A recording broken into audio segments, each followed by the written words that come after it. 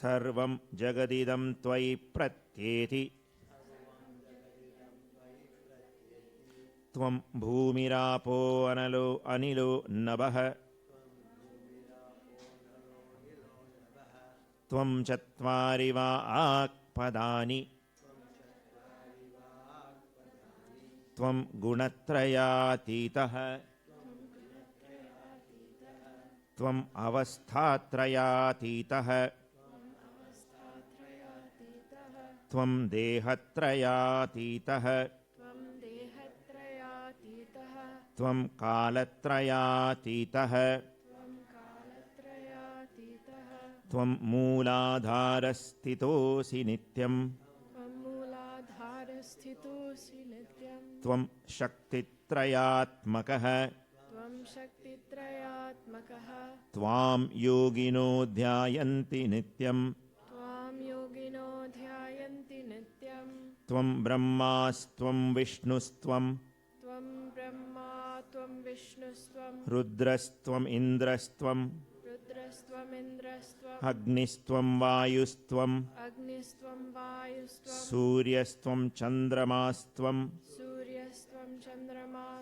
ब्रह्म भूर्भुवस्वरोम् गणादिं पूर्वमुच्चार्य वर्णादिंस्तदनन्तरम् अनुस्वारः परतरः अर्धेन्दुलसितम् तारेण ऋद्धम् एतत्तव मनुस्वरूपम् गकारः पूर्वरूपम् अकारो मध्यमरूपम् अनुस्वारश्चान्त्यरूपम् बिन्दुरुत्तररूपम् नादः सन्धानम् सगुंहिता सन्धिः सैषा गणेशविद्या गणक ऋषिः निच्छ्रुद्गायत्री छन्दः गणपतिर्देवता ॐ गं गणपतये नमः एकदन्ताय विद्महे वक्रतुण्डाय धीमहि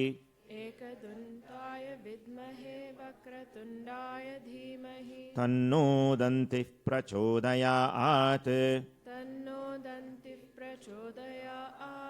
एकदन्तं चतुर्हस्तम् पाशमङ्कुशधारिणम् रदं च वरदं हस्तैर् बिभ्राणं मूषकध्वजम् रक्तं लम्बोदरं शूर्पकर्णकम् रक्तवाससं रक्तगन्धानुलिप्ताङ्गम् रक्तपुष्पैः सुपूजितम् भक्तानुकम्पिनं देवम् जगत्कारणमच्युतम् आविर्भूतं च सृष्ट्यादौ प्रकृतेः पुरुषात् परम् एवं ध्यायति यो नित्यम् स योगी योगिनां वरः नमो व्रातपतये नमो गणपतये नमः प्रमथपतये नमस्ते अस्तु लम्बोदराय एकदन्ताय विघ्ननाशिने शिवसुताय श्रीवरदमूर्तये नमः ॐ शान्ति शान्ति शान्तिः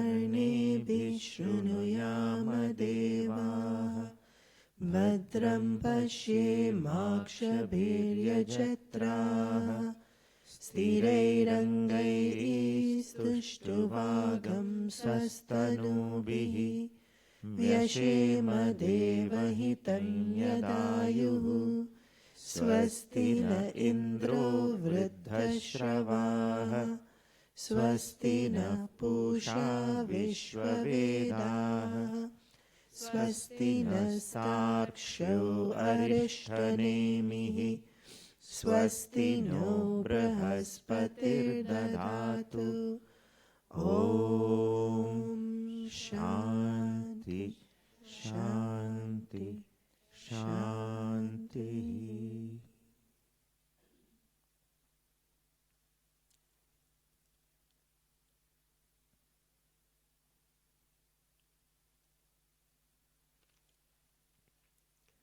So this morning you were to look for the first thought when you woke up. Or even just be notice of how the thought is so blurred before it becomes a concrete thought of whatever. And we may not even notice that while those thoughts are being formed to create the concrete one that we completely aware of, the I thought is being created in that very small period of time. It doesn't take long at all. It's, to us, we might even not notice it. Usually don't notice it. Okay.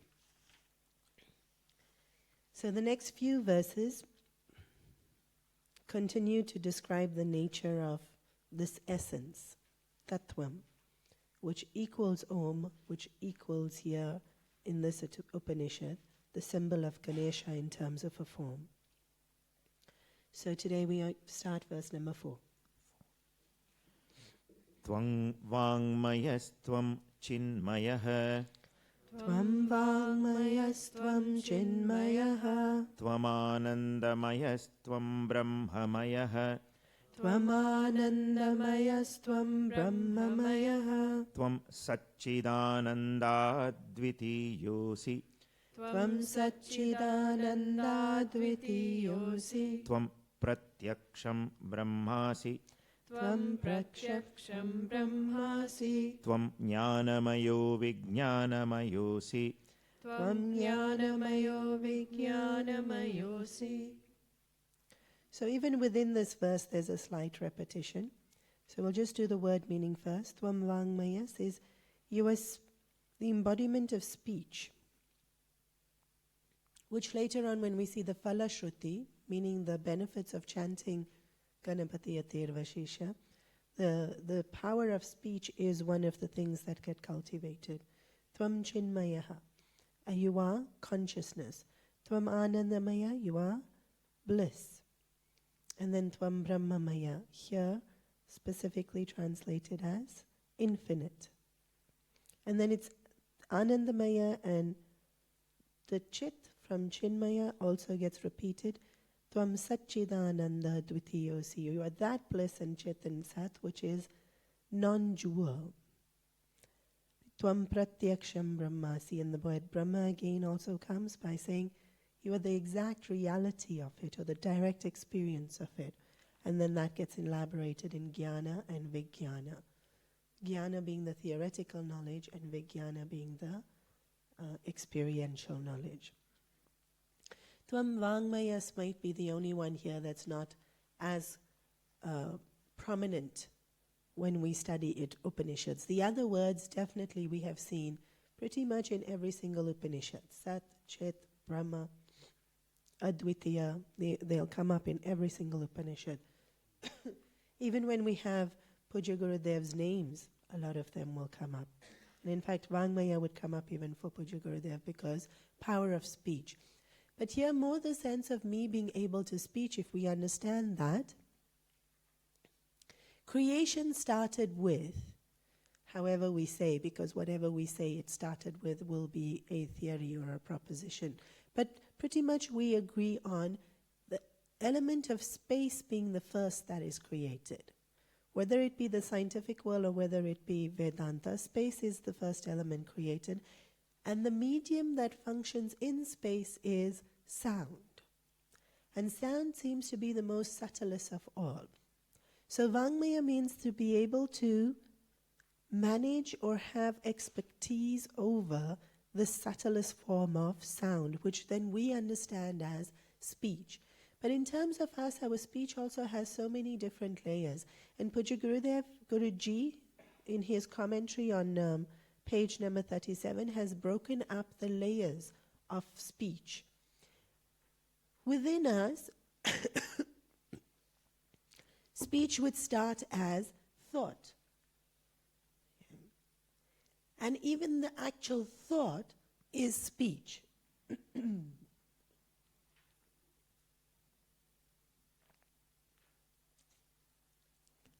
So whether it comes out or not, in terms of manifesting through the mouth, even the actual thinking process is speech. So it comes out of silence, and then we're formulating it in our mind because we're collecting what it is exactly that we're thinking. Then a particular thought gets structured, and then it comes out.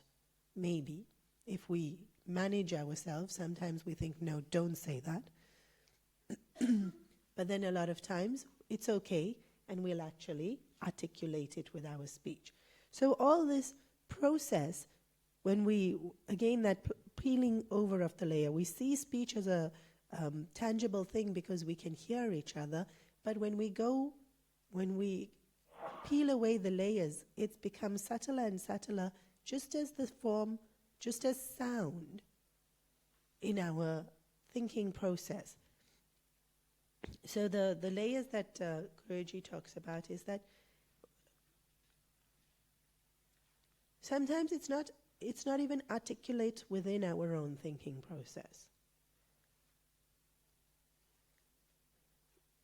Actually, when we're speaking sometimes too, and since the whole process happens so fast and we're collecting our thoughts, then we'll hear people say, or they'll start and then they'll stop and then they'll go back.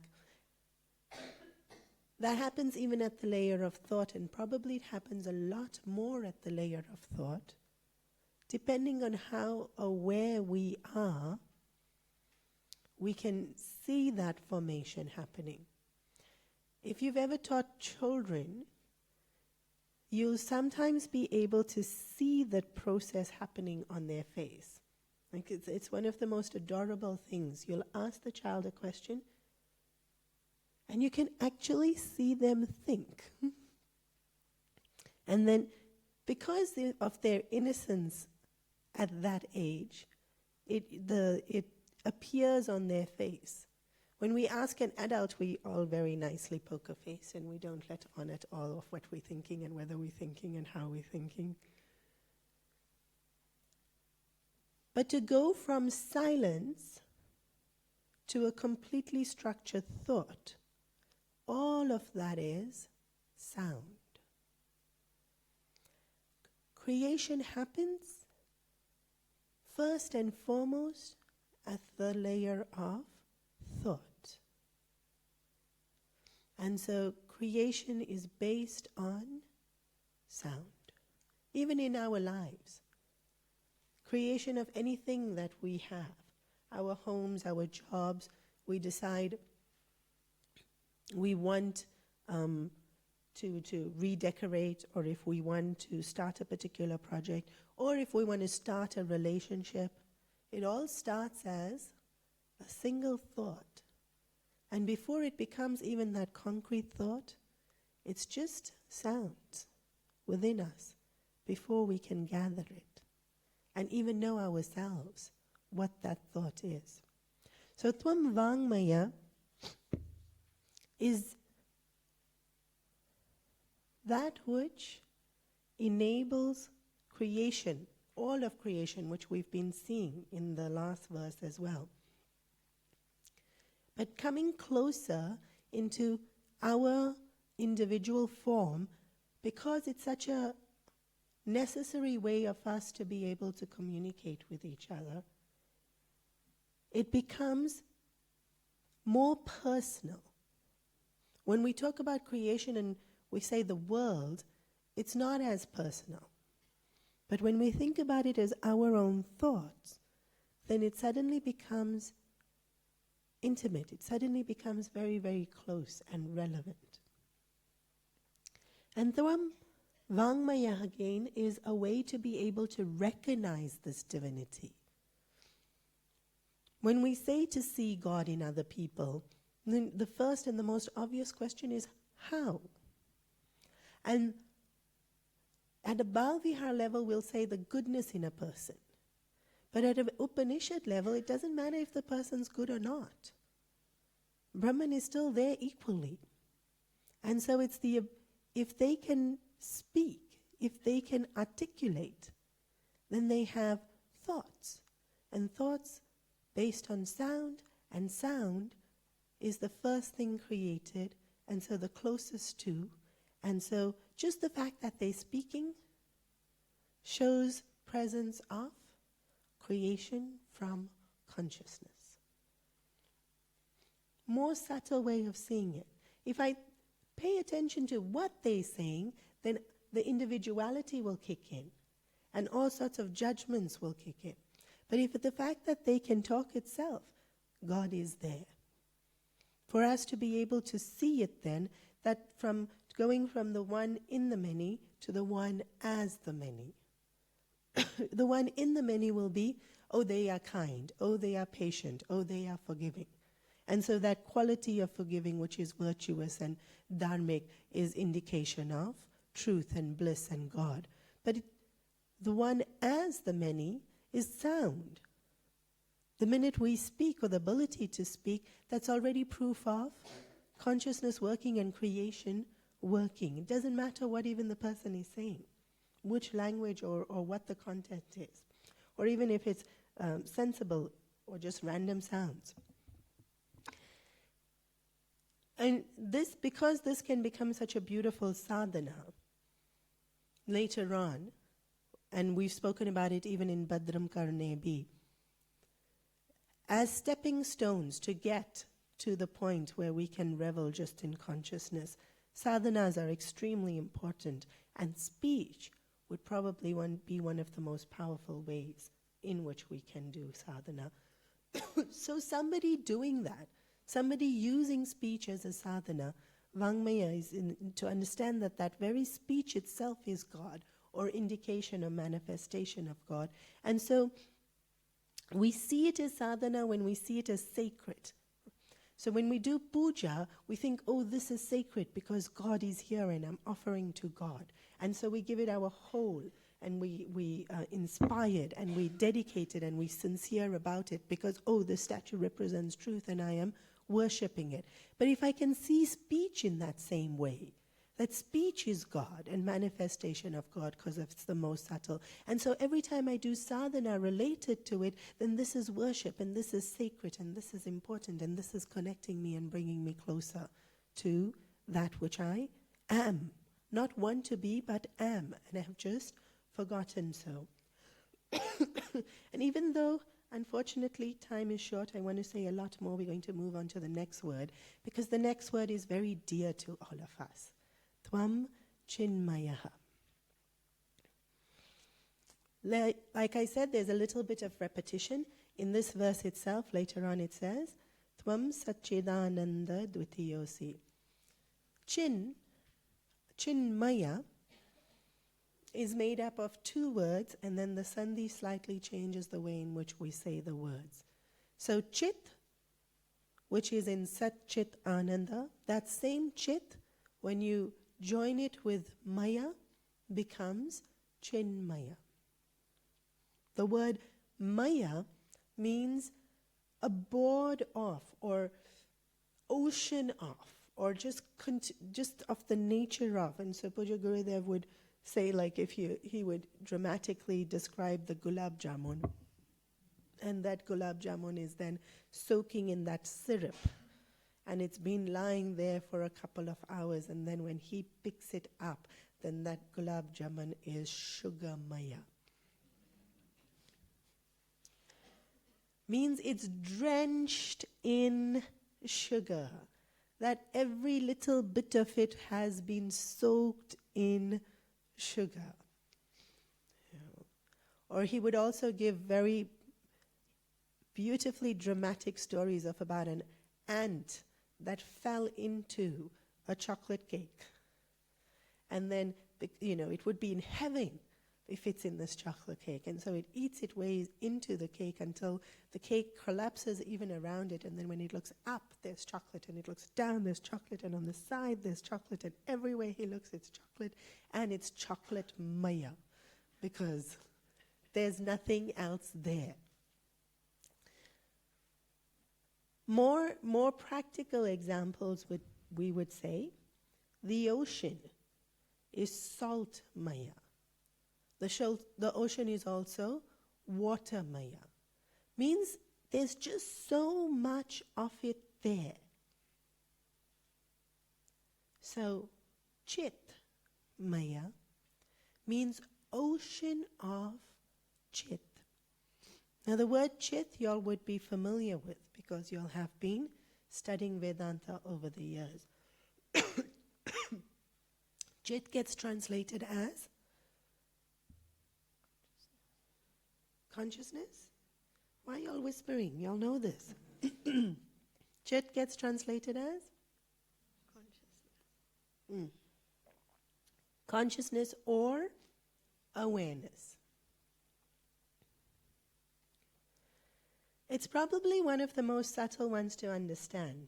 Because we use the word truth so often, we kind of relate to it a little bit more. Happiness we definitely relate to because we want it all the time.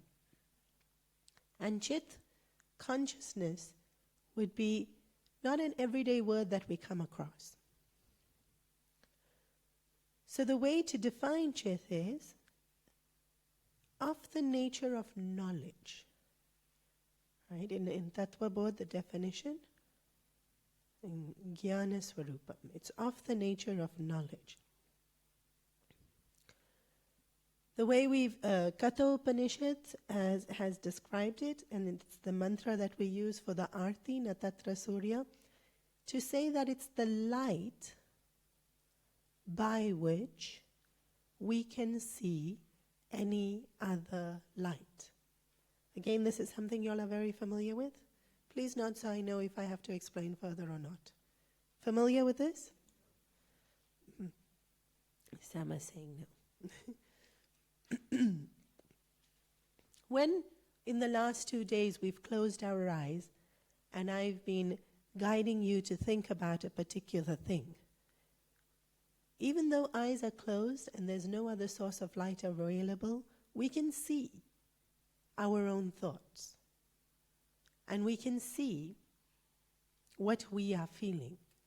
We can even see as a concept is being described, even though concepts are not tangible, visible things, we can see them.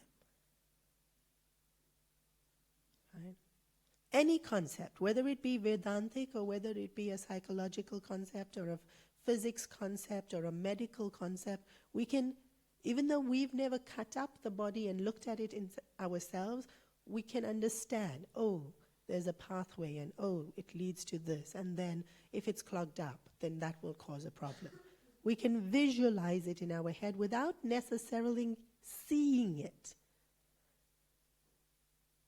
We don't see inside the same way that we see with these two eyes. Right? With these two eyes, we see definite shapes and colors. The seeing inside is far more subtle. So many times people will say, I can't see anything. Most of us can't. I had a Balvihar kid once when I said, when you close your eyes, what do you see? And he answered, dark. And it was the most honest answer I've ever heard. Because it's true for every single one of us. What we see when we close our eyes is dark. Because we're so used to understanding light as what we perceive through these physical eyes. And these physical eyes perceive this as light. Today more electronical than natural sunlight, but that's what we perceive as light. So take away these two physical eyes and then we don't know what light is.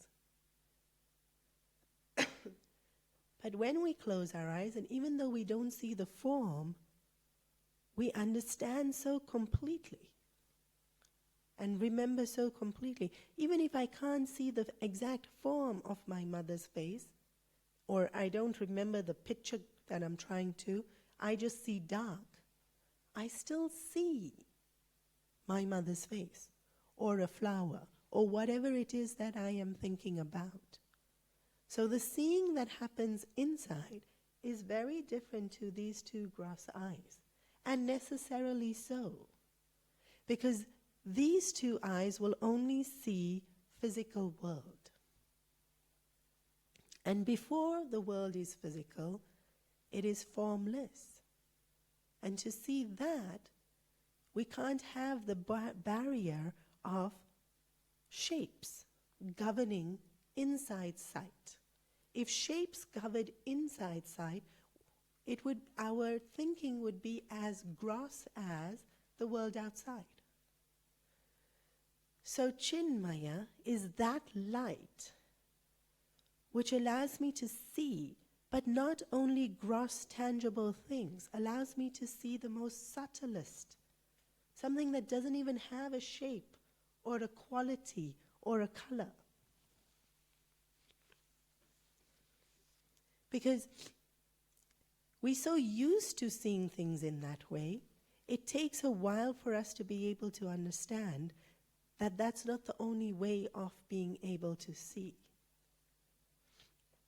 Eye of understanding we theoretically understand, but to be able to experience it within us when meditating.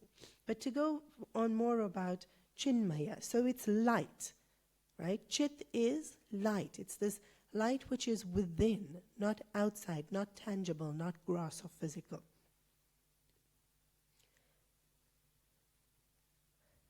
But we'll give the example of physical first. We've had beautiful sunlight in the last few days. And when sunlight touches the object becomes more beautiful. I'll give you an example. Let's say you're home at night and there's no lights. And so this is your child's face or your wife's face or husband's face, and you can't really see it because it's dark. It doesn't look beautiful. I'm not talking about the features of the face. I'm just talking about all that you're seeing is just a rough contour. But the minute light comes in, you see the face and it's beautiful. Doesn't matter what the face is. Because you can see the intricacies of the shapes and the textures, the face now has beauty. The same leaf, when you're looking at it, and then light shines, the colors are enhanced, and it's more beautiful. Even when we see it when it's a dull day, the only reason it looks beautiful is because the light's there, just dulled by clouds covering. But the minute the clouds move, it just sparkles more. True in the world outside for physical sight, and true in the world inside. What I see when I close my eyes is dark. Until I learn to be able to see inside. And when I see the light that enlivens, not even just gives light, but it actually enlivens. Each thought is beautiful. Irregardless of the content, please note that the face is beautiful irregardless of the features. I'm just saying the fact that we can see it in all its intricacy is what is beautiful. So here too, Chit is what brings beauty to all that's happening inside. Only when it touches Chit does it shine Otherwise, it doesn't shine. Shine in the sense that we become aware of it. So when physical sunlight touches an object, it actually shines. Not like sparkles like what, but we know it shines. When consciousness touches our thoughts, they shine. And that shining is beauty. That shining is, I know.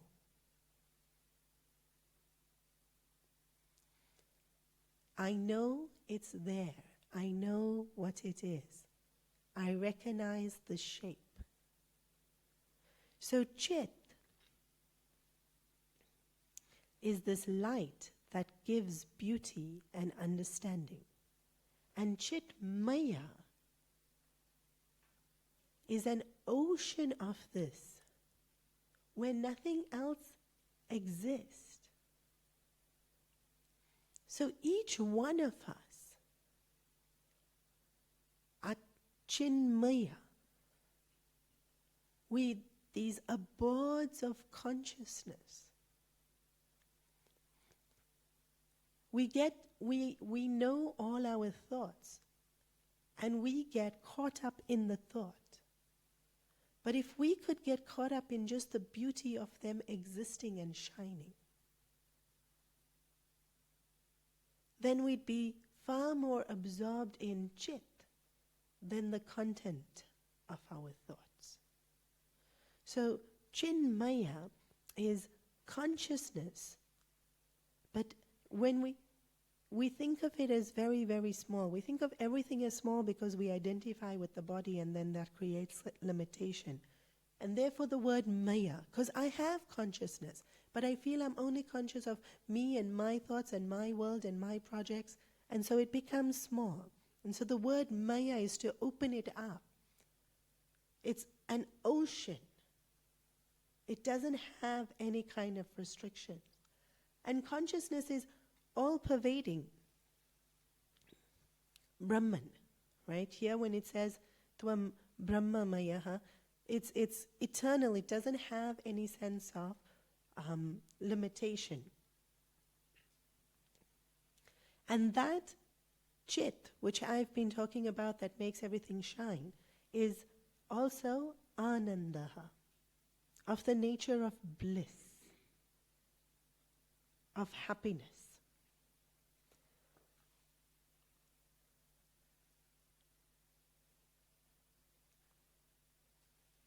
We already have experience of happiness, and so it's not something that that someone has to explain it to us. If I think of myself as a limited entity, which we do at this point in time, and if I talk about being full of happiness, then how full can this cup be?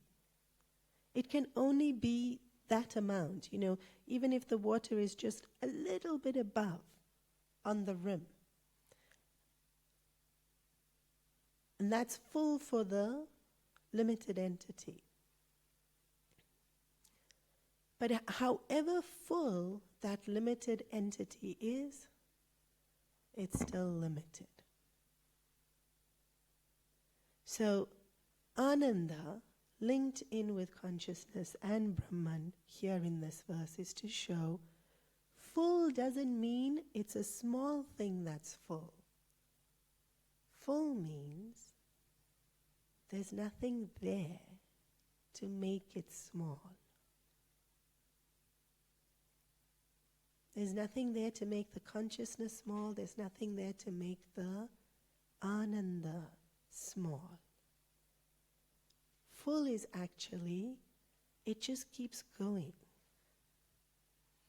It's that vast, far more than this mind has the capacity to understand. And so finally, the mind has to be submerged into Chit, submerged into Ananda. Tvang Vangmayastvam Chinmaya, Tvam Anandaya, Ma Tvam Brahmaya. And this Advitiya, there's nothing else there. Again, this is a concept I know you're familiar with in Upanishad, but we see it. It doesn't matter if we see the duality, to be able to see beyond the duality to how it doesn't matter that it's there. So from one cloud, it rains, and the drops of rain are many, many, many, many. And it falls onto the earth, and then they all collect again to become one river that flows consistently down to become one ocean. So for this brief period, they see it as many, many, many, many. But it collects all once again to become one. We think about it in terms of our own thoughts. It appears as so many different thoughts. But they all leading us to that one same. They all merge to become one river if we notice, and that river is of consciousness. Because behind every thought, there's that same consciousness that's lighting it up for me to be able to know it. And the more I live in it, the more I know I live in this consciousness rather than the content of my thought, the consciousness allows me to recognize the thoughts and know exactly what to do with it. So much of our thoughts are based on conditionings of the past. But every now and then we'll have thoughts that are spontaneous. And it's those thoughts that are spontaneous that divinity shines through. Because anything conditioned by the past, dead, gone, not here. It's not shining in this light that's here right now. And that's why even the sadhana of staying in that present moment is so important. And we can talk about that a little bit more even in the next verse. Sarvam jagadidam tvatto jayate. Sarvam jagadidam tvatto jayate. Sarvam jagadidam tvattastishtati. Sarvam jagadidam tvattastishtati. Sarvam jagadidam tvai layameshyati. Sarvam jagadidam tvai layameshyati. Sarvam jagadidam tvai pratyeti. Sarvam jagadidam tvai pratyeti. Tvam bhumirapo anilo nabha. Tvam bhumirapo nalo nilo nabha. Tvam chatvari va akpadani.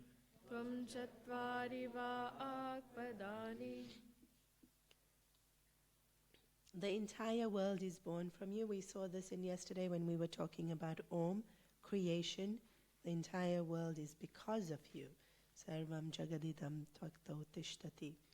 It continues to exist. So even right now, it exists because of you. And so yesterday we started this train of thought of ingredients. And so the list of ingredients then gets given here. Tvam, you are Bhumi, earth, water, apaha, nala, here fire, nila, air, nabaha, space. You are these 5 elements, and from these 5 elements, the physical world is created, the physical world is sustained, and the physical world dissolves. So if we look at our own body, from the earth this body came, into the earth this body goes. And even right now, this body is sustained by everything we eat. Earth. And even this is such a huge science, because what we eat will affect our health, will affect our mood, will affect our thoughts. So even the sustenance of physical body, which allows me to think, right now sustained by earth. We don't eat for a period of time, and that in Chandogya Upanishad, that experiment the father does with his son Shwetaketu, we can't think. Shwetaketu had to fast, I think it was for about a month, and the father said, chant Veda mantra, and something that he could chant in his sleep, he couldn't chant. He couldn't remember it. And then the father said, don't worry, go eat. And Guruji, when he teaches Chandogya, he'll say, that poor mother was so upset for 1 month that the child didn't eat. So now when father said eat, she fed him so much. Next morning, father says chant Veda mantra, and he can chant it. We sustained by earth itself. To the extent that we are physical, physical sustains. If the physical creates, the physical sustains, the physical dissolves. And then, we touched on this already, and similar themes get woven through the Upanishad. Tvam chatvari vak padani. You are the different types of speech. So first, creation happens at the level of the physical because we exist as bodies. And then I started today with saying creation happens at the level of sound. And here Upanishad is saying that sound itself is you. Tvam vangmayas, and then elaborated here in terms of tvam chatvari vak padani. You are all of this creation. Meaning, again, advitiya. There's nothing but you. If you are the physical and you are the subtle. Now here, even the subtle has an aspect of gross, because our thoughts are nothing but energy. And energy solidifies to become matter, which is exactly what happens with us. If you remember the Panchakarna process that's explained in Prakarna Granthas. There's the subtle aspect of all the elements, space, air, fire, water, earth. Those subtle elements all mix with each other to become the gross element. Some of you may be more familiar with this than others, and it doesn't matter. But even those subtle elements isn't the truth, isn't the source. So there's physical, which comes from the 5 elements. There's the subtle, which also comes from the 5 elements. But it comes from the subtle aspect of the 5 elements. So speech is still from sound, and sound is still an element. And so it's still in creation. But that then comes from Sat, Chit, Ananda. We haven't yet dwelled on Sat. What is Sat? Very good. Definition of truth? That which always exists. Right. That which never changes. Right. Trikala tishtati iti sat is the definition. It never changes. It can't be truth if it changes. And it can't be truth if it's only true for me. It has to be true for everyone for it to be truth. And it can only be truth if it stays truth. Therefore, definition is that which never changes. It's very different to truth of speaking truth. Right?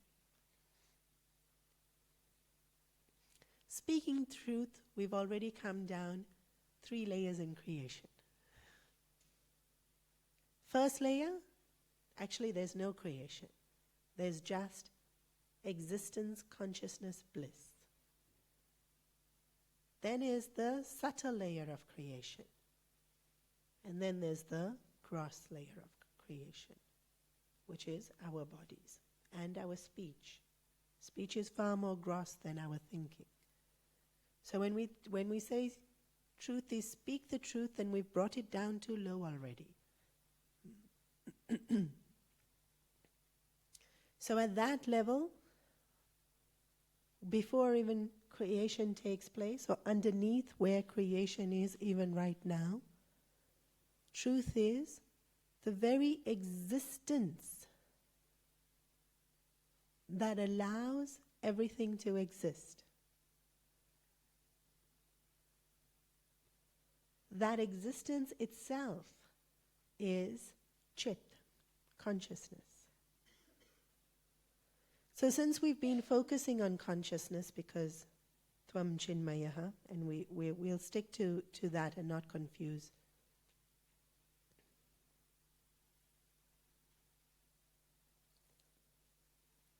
In awareness when I'm sitting, and on a good sattvic day when I'm meditating, I can experience just being completely present in this moment of time and space.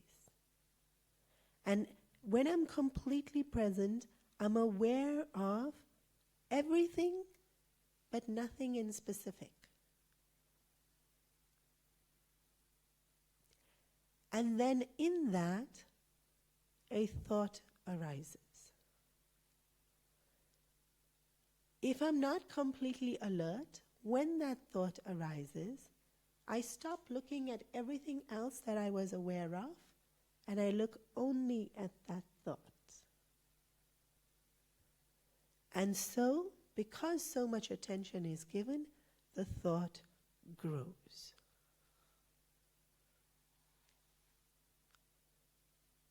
In me, it rises because that consciousness is me. If I think I am conscious, then I've made consciousness an object. The minute I make consciousness the object, I'm no longer able to see it as it is. I see it as an object, and I rob myself the ability to completely enjoy it. So when we try, it's not that I become conscious, because consciousness was there before me. I am conscious. It's almost as I allow myself to merge into it. Me being a limited entity, consciousness being far more vast.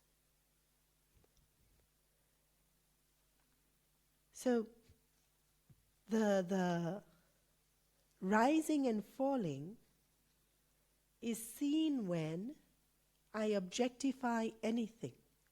But if I stay in consciousness, there's no rising, there's no staying, there's no falling.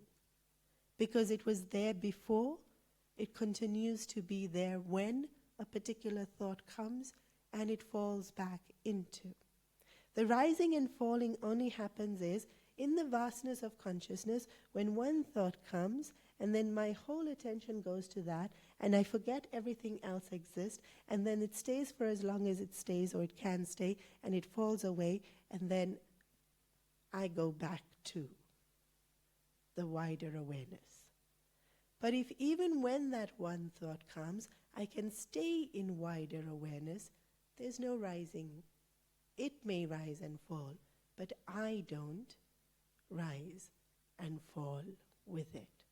So the verses say that everything that does, the whole world, sarvam jagaditam,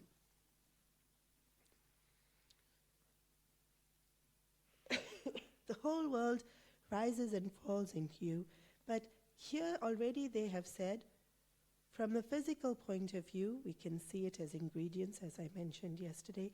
From the subtle point of view, we can see it as the creation of speech. And from the absolute point of view, we see it as Sat, Chit, and Ananda.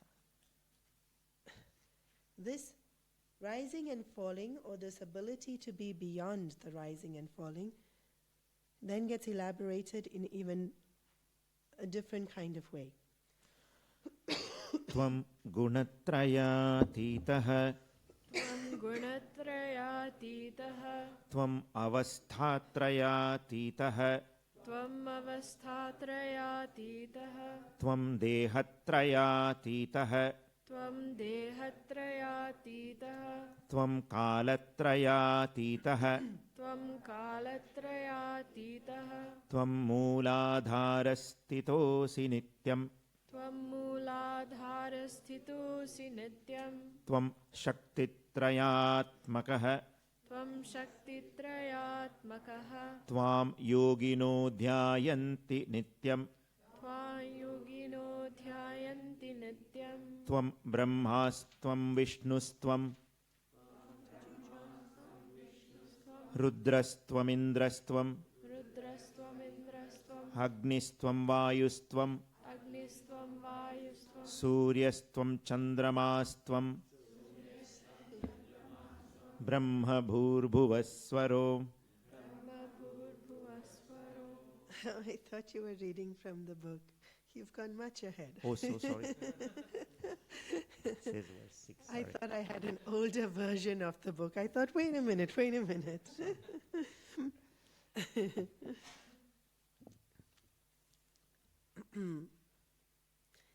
Each word of this is actually extremely profound.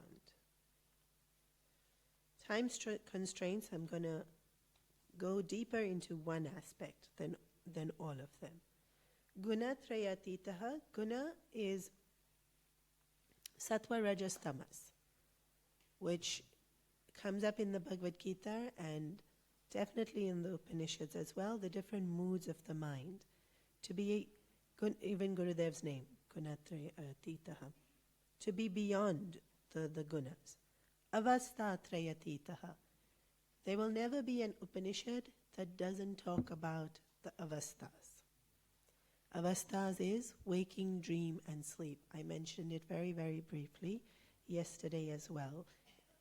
And to notice that gap between each avastha is, which is going to be the most powerful. Avastha also links in with the last one, Tvam kalatitayaha, which is one that is beyond time. And Tvam dehatitaha is to be beyond this physical body. Like I said, each one of this, and even the previous verse, a lot more details can be gone into. But for today's purpose, we'll focus just on kalatayatitaha, beyond time.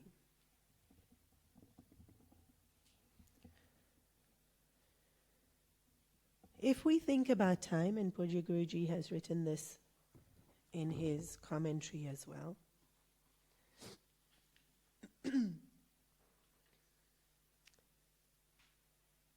is time going means whatever we have already lived is gone and we're entering into the new moment. Right? Or is it as though whatever we've existed is already gone and the future is opening it out for us? I don't know if that makes sense. If you think of it in terms of direction, does time go this way from the future into the past, or does it go from the past into the future?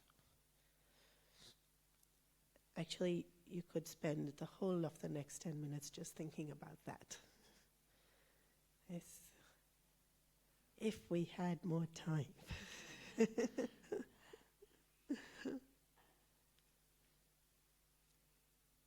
Why does this even matter? is this going to be just an intellectual exercise to make us feel very smart that we've understood it? Not at all. An analogy can be given of, I think it's called when the boat moves and that water leaves a trail, that's called the wake. Is that right? Okay. So a boat going on the river at whatever speed leaves this beautiful wake. And it actually usually is very pretty to look at. So if we think about the boat, me riding it, and if we think about the wake, what would the wake be in terms of our lives? Very obvious. Our past. What would the future be? Wherever I maneuver the sails or the boat. And me standing in the boat would be that present moment. Can the wake ever control where the boat goes?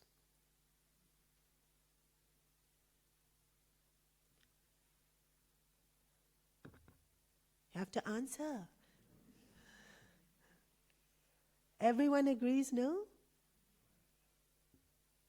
That translates to, can the past determine where we go? Will you all answer as quickly no? You'll answer what? Does the past determine where we go? Does the wake control where the boat goes? Uh-oh.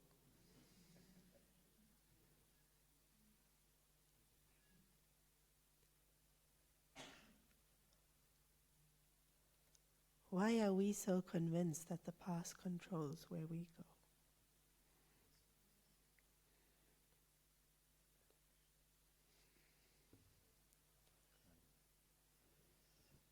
I can't hear y'all have to talk. Okay, but one at a time. Because the vasanas are the reason we are here now. Because of the past we are here. Anyone else?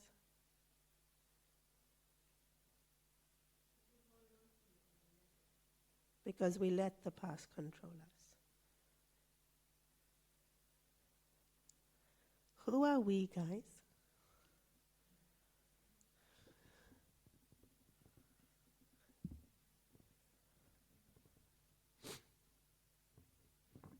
The 5 elements that made the body? Yes. The thoughts that get created in the subtle body? Or Sat, Chit, Ananda.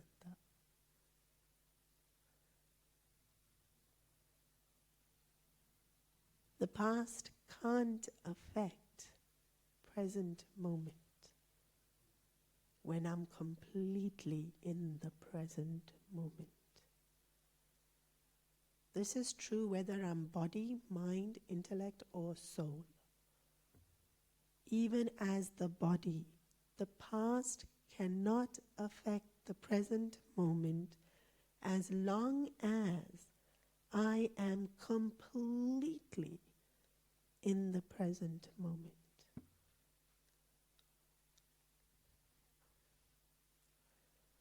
Sometimes with little kids, and I give their example because they're easier to understand than adults.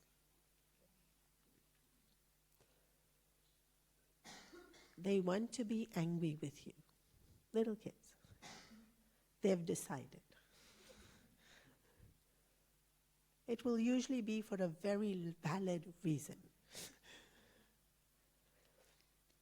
And then as a parent, we get very good at distracting them. So the parent will do something silly, and the kid will laugh.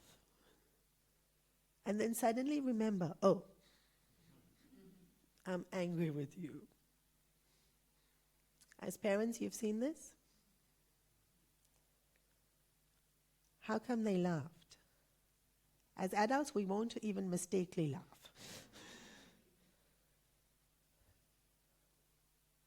The kid will mistakenly laugh because they in the present moment. They don't hold on to the past. The reason the adult doesn't laugh, we're very good at holding on to the past.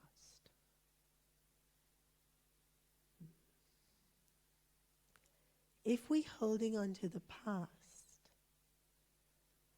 we're not fully in consciousness.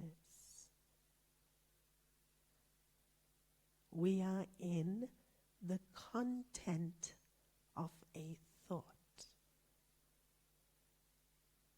The past exists only right now as a content in the thought that is in my awareness right now. If I let go of the content of that thought, the past no longer exists.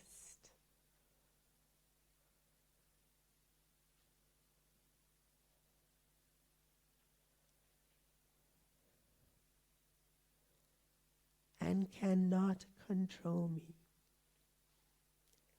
If I stay completely in the present moment, the past cannot control me.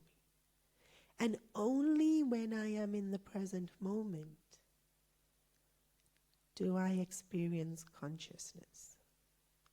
When I think of the past, I'm not experiencing consciousness. When I think of the future, I'm not experiencing consciousness.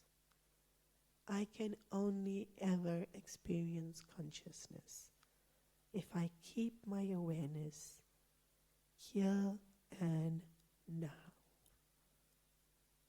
And in here and now, nothing else exists except of consciousness.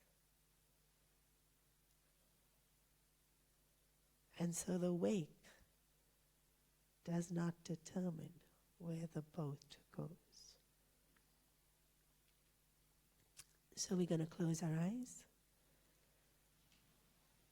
sit up nice and straight.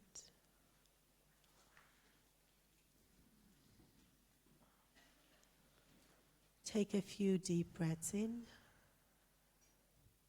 to bring yourself consciously into the present moment.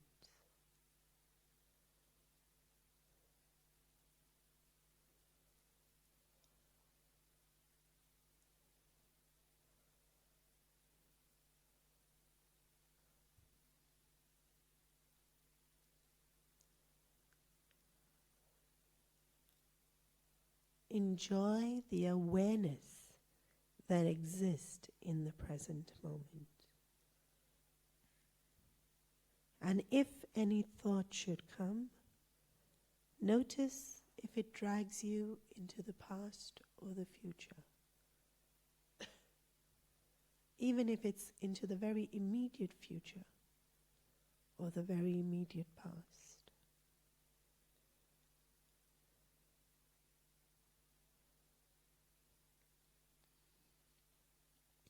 To the best of your ability, just stay in the now and stay in the awareness that is in the now.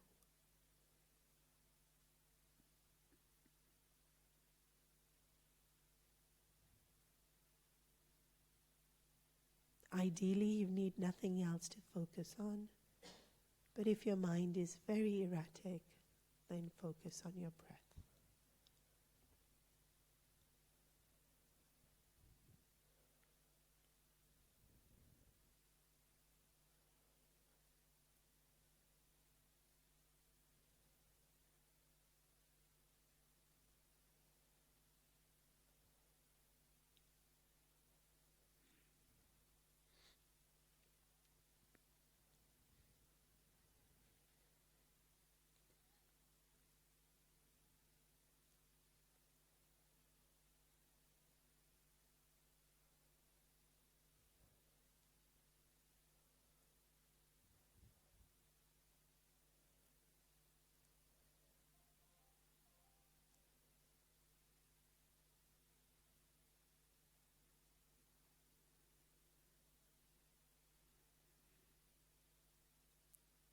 to stay in the present moment need not be a fight.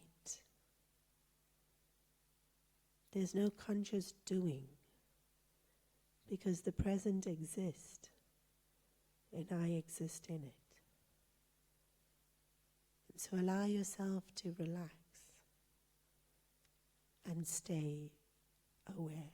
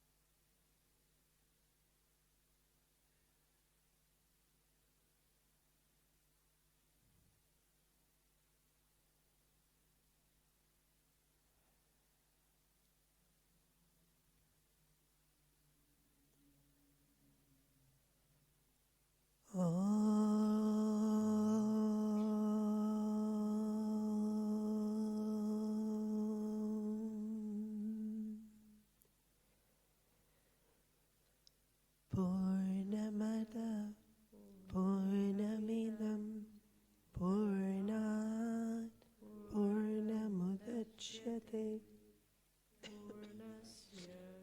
Purnamadaya Purnamevavashishyate. Om Shanti Shanti Shanti. Harihi Om Shri Gurubhyo Namaha. Harihi Om.